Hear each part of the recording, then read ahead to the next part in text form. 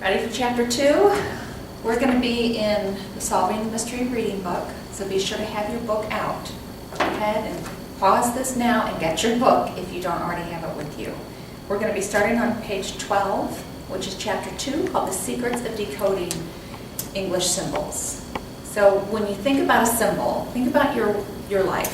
Where do we see symbols? If you see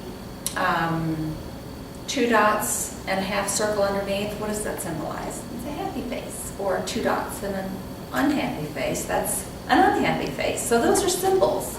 That's no different than what letters are when we're reading. They're just symbols that represent something.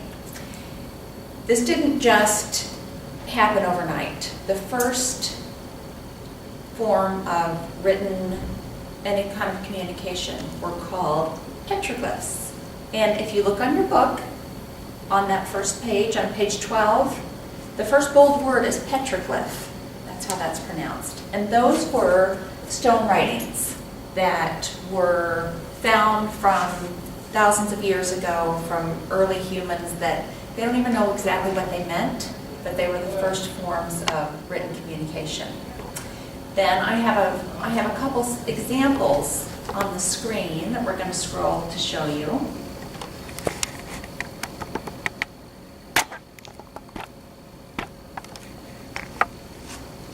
And we'll shut the light off so you can see. So here's the side of, I'm assuming, a rock wall. And these stone carvings, they look like some sort of, I don't know, maybe an antelope or an elk.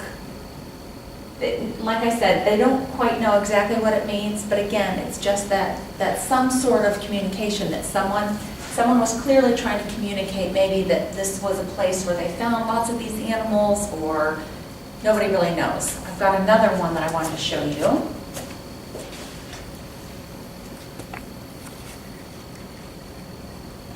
This one's much more intricate. With all kinds, you can see some animals, you can see squigglies, you can see, it looks like here is someone on some sort of animal, maybe a horse shooting another animal. Here's some footprints.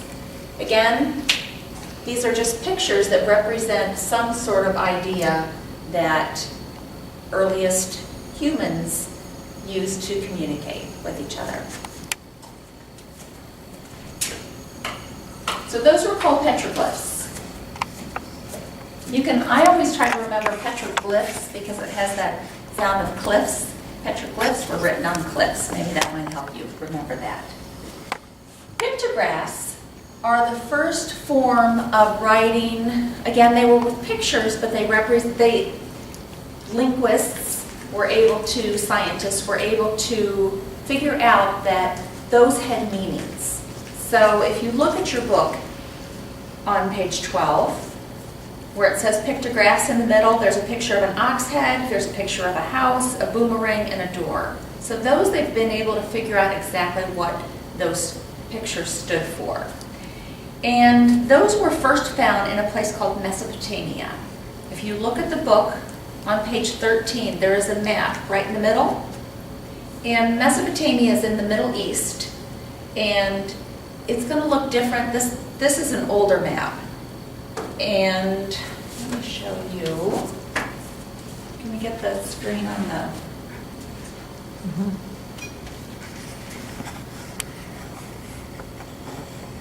So here's the map that you have in your book.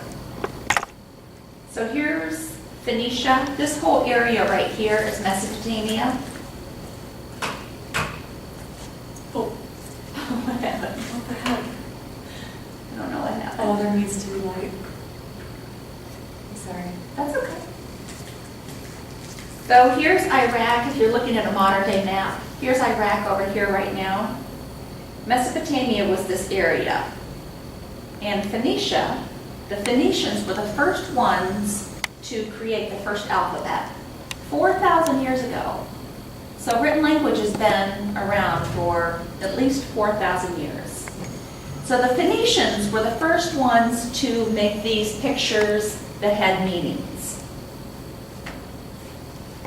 They were sea traders along the Mediterranean Sea.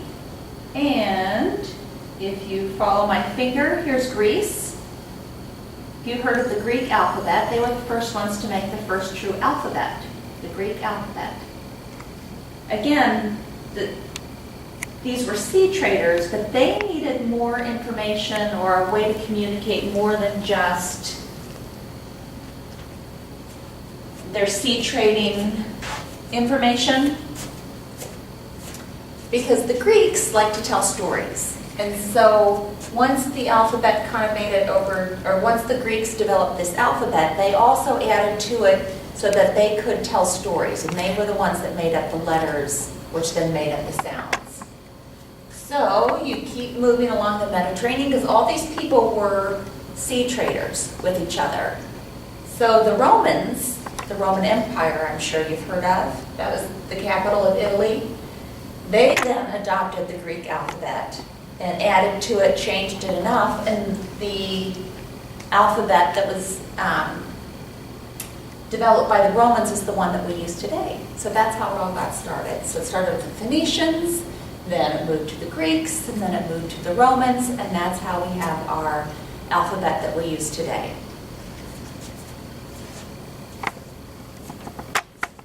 If we come back over here, these are why I put these blue words on here, just to help you see how the language has evolved.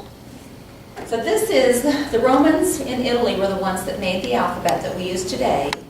But if you look at other cultures or other people around the world, if you've ever seen Chinese writing, they use ideographs. And ideographs are pictures that represent ideas rather than just specific sounds. So those are the ways that different people around the world communicate. If you go back and look in your book, there's pictures of these Chinese ideographs on the bottom of page 13.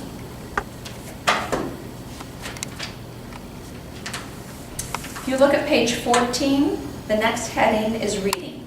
So when I go through this book, I'm going to be highlighting the blue headings. Sorry. Silly Camille.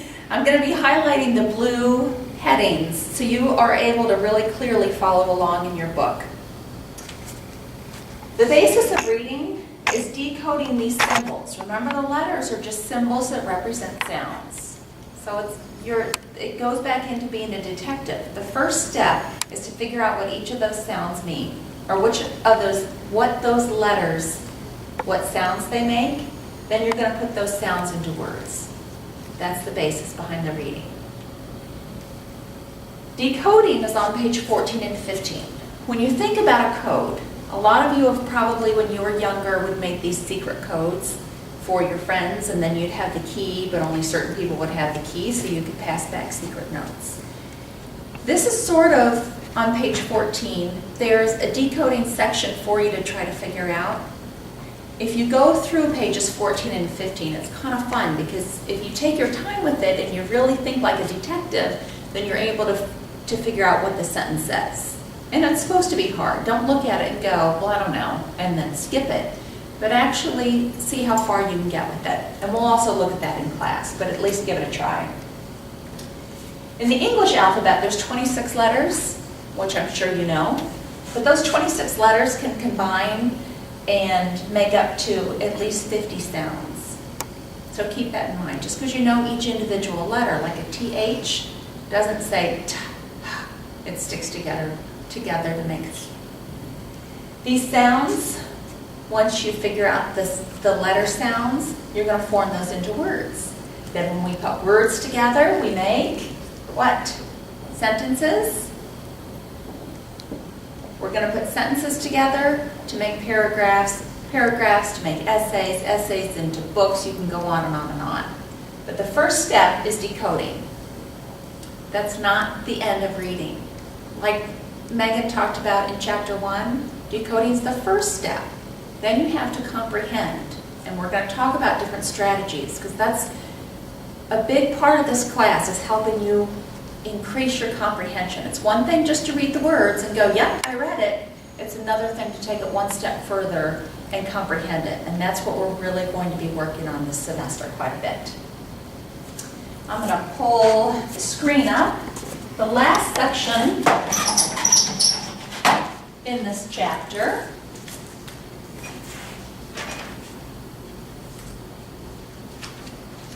that we're going to talk about is on page 18. So page 18 and 19, decoding the meanings of words. If you see the letters D-O-G, you're going to know it's dog, dog. You're going to put that together and all of you know that spells dog. And you have a picture in your mind of what a dog is. This last section in this chapter talks about compound words, and I'm sure you've heard that before. Compound word is putting two separate words together to make one new word. The tricky part that this book emphasizes is just because you know the little words, for example, if you look at hot dog, you know what hot means and you know what a dog is. But a hot dog is not a panting dog. So just because you know the little words, when you put them together, it might change that. So then you're going to use context clues, and we'll talk about that a lot more. But context clues is paying attention to the word in the sentence. There are three different kinds of compound words. There are simple, like hot dog. There's examples, so I want you to be looking at page 19. Simple compound words are just two smaller words put together to make one word. Dishwater. Stick them together, dishwater. There's hyphenated compound words. A hyphen. Hey, Miss A.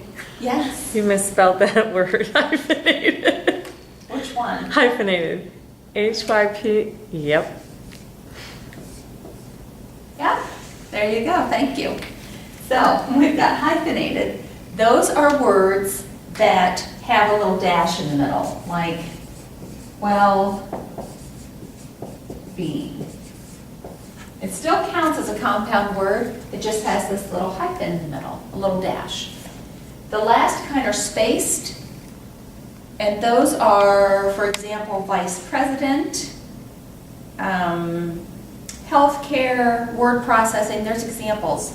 But I want you to be aware that there's three different kinds. That's going to come up over and over again. So there are three kinds of compound words. Close your eyes and say what they are. Simple, hyphenated, and spaced. And what I want you to be doing after if you haven't already filled out your sheet, you're probably going to want to watch this again to make sure that you filled in your sheet, because that's what we're going to be collecting in class the next time that I see you. So be sure that you filled out your homework sheet. Thank you. We'll see you next time.